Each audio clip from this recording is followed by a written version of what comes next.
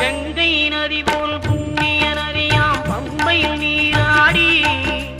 சங்கரன் மகனை கும்பிடுவார் சஞ்சலம் இன்றி ஏறிடுவார்